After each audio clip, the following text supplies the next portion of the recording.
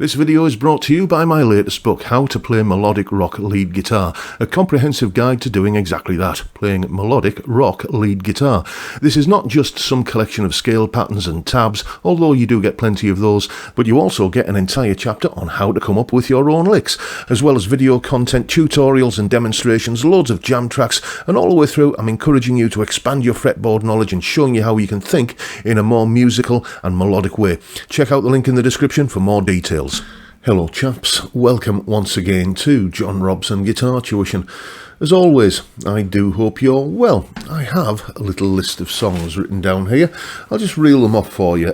Badge by Cream, Run to You by Bryan Adams, Breathe by Pink Floyd, White Wedding by Billy Idol, Back in Black by AC/DC, Evil Ways by Santana, and Wicked Game by Chris Isaak. What do all of those songs have in common? Well, they all use either exclusively or for large chunks of the song the scale that I'm going to be demoing and having a little bit of a rattle around with in this next piece.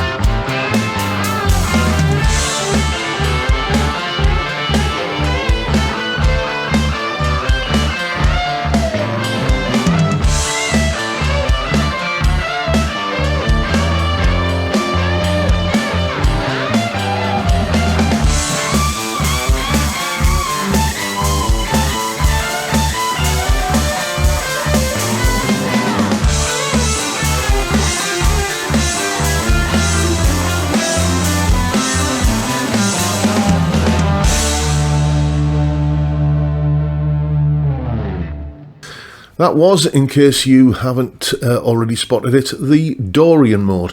Now, I've covered this topic many times before, but never quite in this context. I've always looked at it in terms of, the chord sequence, which chords are in the Dorian mode and all that sort of stuff. This was much more of a kind of grunty, classic meat and potatoes rock way of looking at it, which, as I mentioned, AC/DC on that list there, it is one of the kind of resources that they use to write a lot of their riffs, and Angus uses the Dorian mode for his soloing a hell of a lot. When you kind of hear an Angus solo, maybe you figure a little bit of it out, and it seems to be based around like pentatonic sort of shapes, but he's adding in a couple of extra notes.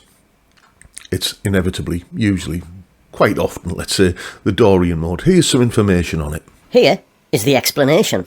Okay, let's begin with something that should be a relatively familiar touchstone, a minor pentatonic scale. In this case, the D minor pentatonic. You can see I've highlighted the D root notes there. And the purpose of this is just to kind of show you how far apart the notes are spaced in terms of the number of semitones or frets between them. So, for instance, D, then you go up 3 semitones or frets to an F, then up 2 to a G, up 2 to an A, and so on. So let's have a look and see what that looks like mapped out on the fretboard. And there are what are probably going to be some familiar looking pentatonic box shapes. This one is the one that most people, I would guess, are going to be the most familiar with. But what I decided to do here was just start off as low down the fretboard as we could get with this pattern here. Available kind of at the 1st fret and using some of the open strings, then the 3rd fret for this one, then the 5th fret for this one, the 8th fret, the 10th fret, and I forgot to mark on here that this one's at the 13th fret, and then once you pass there you can go to this one again at the 15th, this one again at the 17th, and if you've got at least a 22 fret neck guitar you can go to this one here at the 20th fret. And that is the D minor pentatonic. That's what it looks like mapped out on the fretboard, and those are the notes in it.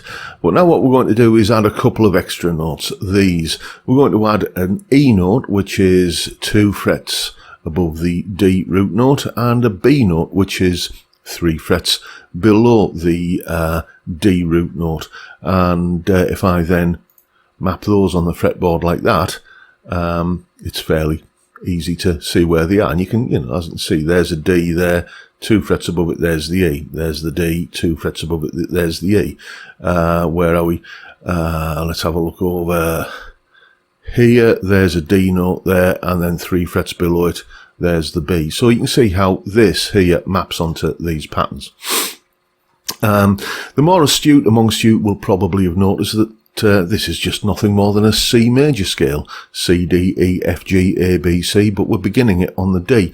And that is correct. You can think of this as being a C major scale refocused onto the second note, which is D. That's essentially what a Dorian mode is. On the other hand, I prefer to think of it in the way that I learned it, which was I was noodling around with pentatonic scale boxes and just figuring out that sometimes I could add in extra notes. And when I started thinking of it as a major scale, like a C major scale, but kind of refocused or orientated towards the D note, it just felt more like a C major scale, and I was naturally gravitating more towards a C note. So that's why I prefer to think of these things as a simple minor pentatonic that's had a couple of notes added just to garnish it a little bit. And as I say, that's what they look like on the fretboard. And all of the solo that you heard earlier was basically using these shapes here. I wasn't always adding in the E and the B notes. They're there if you want to use them, but you can. You are quite at liberty, as I did, to just put in a simple minor pentatonic lick, if that's what your ear is telling you that you can do. And, then there's the old blue note thing where you can put the kind of passing note in between the G and the A. It's a sharp fourth or a flat fifth, however you want to think about it. I was probably doing that a little bit from time to time as well. But essentially a mixture of D minor pentatonic and D minor pentatonic with the added E and B notes, which gives us the Dorian mode. As I said, this is basically just a C major scale. So in terms of the chords that you can play this over, well, look at the chords in the key of C major. These are the main sort of meat and potatoes chords that you would get there. If we ignore all of the minor 7 flat 5s and 7 sus 4s and add 9s and all that kind of stuff, we're basically looking at D minor, E minor, F, G, A minor and C, or the equivalent power chords D5, E5, F5, G5, A5 and C5. And that riff that the solo was played over is basically made of, notes from, I think, this pattern and this pattern, and 1 or 2 of these power chords underneath. And that's it. And it was relatively easy to put together. And, once you know these patterns, play over it all day long. Okay, so just a quick breakdown of the riff then. We start on a D5 power chord. Then I'm using the A, B, C notes on this string. Then I come onto the D string here, hit the F note, the minor third, and I'm doing that bluesy thing of pulling it slightly sharp. So we're getting, there's your A, B and C. Okay, so, and then we come onto the G note here. G, A, C, A, and then an F5 and a G5, and then back to,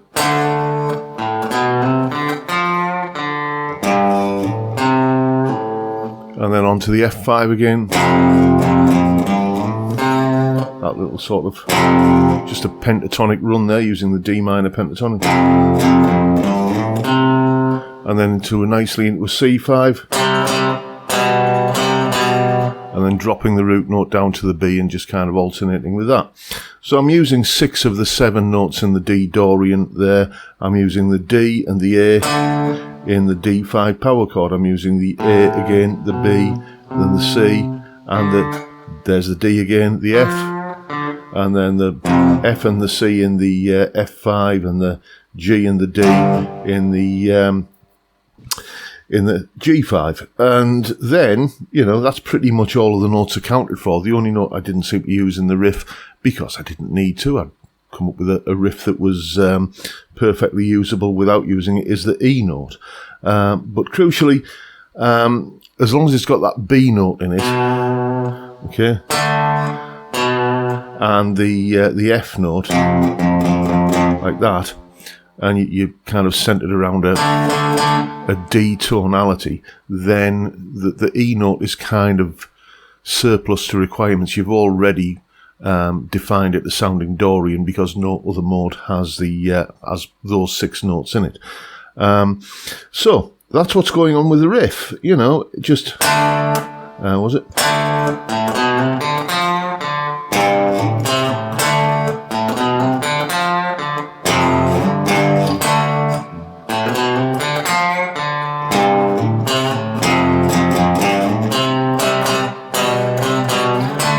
And back around it again, and all of those patterns.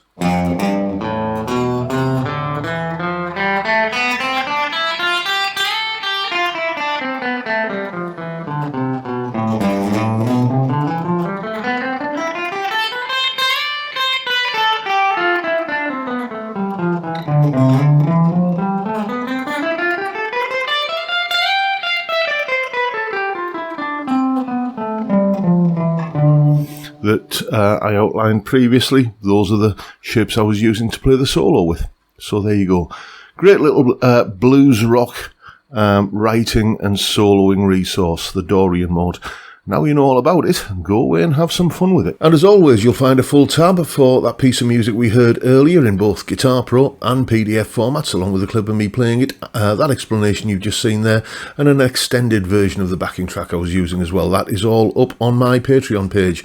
There's the address, link in the description. As I'm sure you know by now, it's $3 or roughly £3 a month to get access to all of these additional resources and goodies that go along with these YouTube videos. And a massive, massive thank you to everyone who supports me in that, or any of the other ways, all of which are downstairs in the description. And that is pretty much it for today, folks.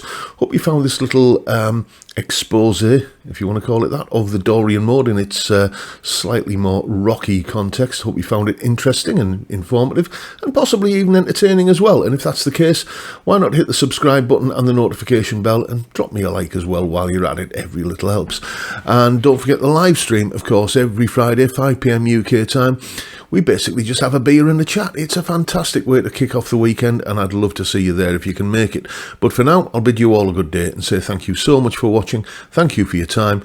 Look after yourselves, folks. Stay well, stay safe, and above all, stay sane. Bye for now.